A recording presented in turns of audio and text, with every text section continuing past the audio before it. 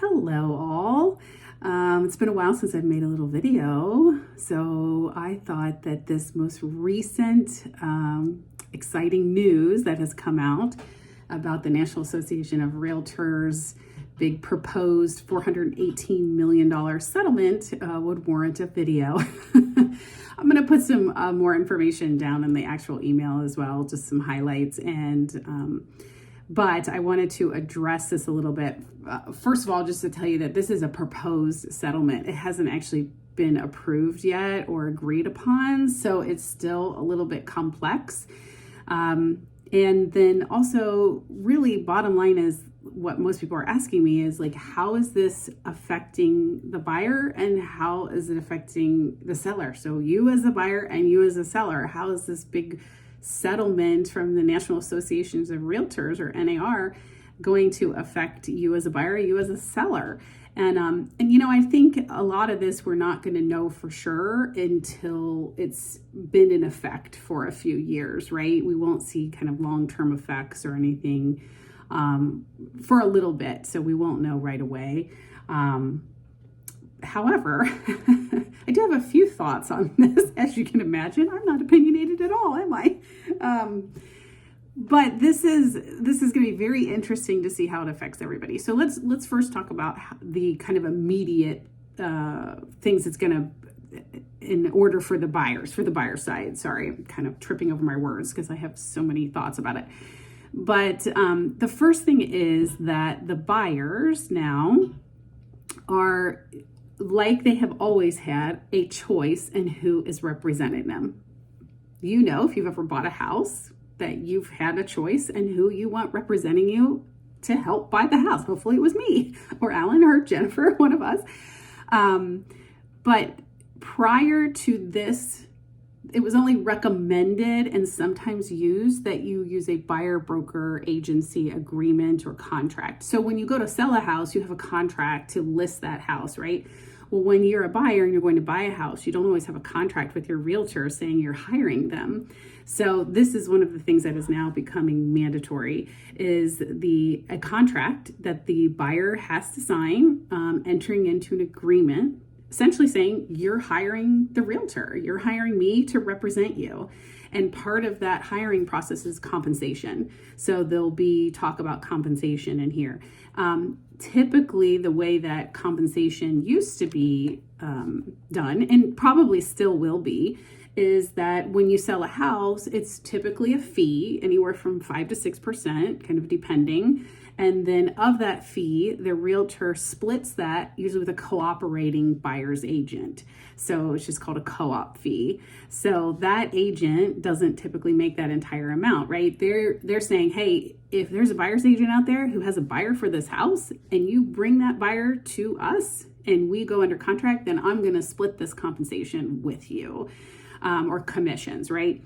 So now it is, typically it's probably going to be about that same thing. But now if a seller does not want to pay a buyer's agent to bring a buyer to the house, then that buyer would be responsible for their realtor's compensation. So, you know, you got to get paid for all your time and expertise and the work that you put into helping those buyers find a house. But that's something that you'll be entering into now, an agreed upon contract with the buyer's agent and the buyer, determining what the compensation would be. And these can be on an individual transaction, or it can be for a month. It's kind of up to what you guys decide, whatever you and your realtor decide. So that's kind of the biggest change probably that's going to come. Now I have just a little thought here, which is it's going to have to be worked out with this, because a lot of loans, if you get a loan, a lot of them will let you roll this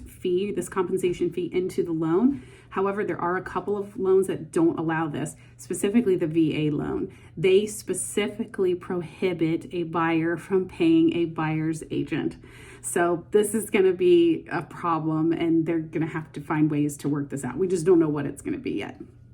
Okay, so then on to how is this going to affect the sellers. So probably won't affect sellers too much. Again, you've always had that choice in who you want representing you and selling a house.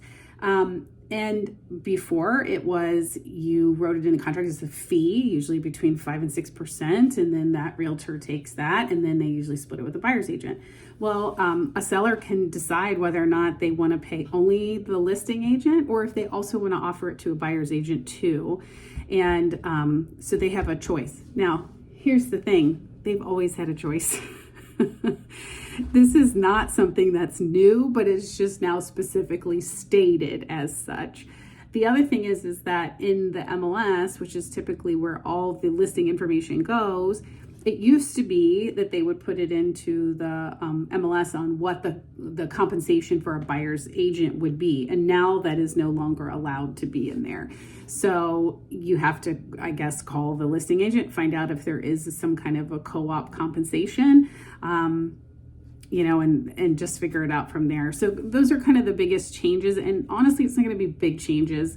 And I believe that people always have had a choice, and you want to choose a realtor or representation for you, someone you feel is trustworthy and honest and will be a good guide and advocate for you and can help you through perhaps the purchase or sale of your home. And as we all know, selling or buying your house is a big deal. This is often connected to a life event. Someone's graduating and so you're moving, or you've had kids, or you got a job in a new city. There's always some kind of life event that's connected to it. And also it's the largest financial transaction you'll probably have in your life. So you want somebody who will represent you, I would think. And you have a choice, and you always have had a choice. So this is, I don't think, going to change too much, but we'll see. We'll see kind of how this all plays out. And again, this is all proposed settlement. It hasn't even been agreed upon at all. But there's a lot of clickbait out there and non-factual information. And I'm talking to you, New York Times. So just watch what you're reading, watch all the clickbait. And if you have questions, reach out to me directly and we can help navigate this together.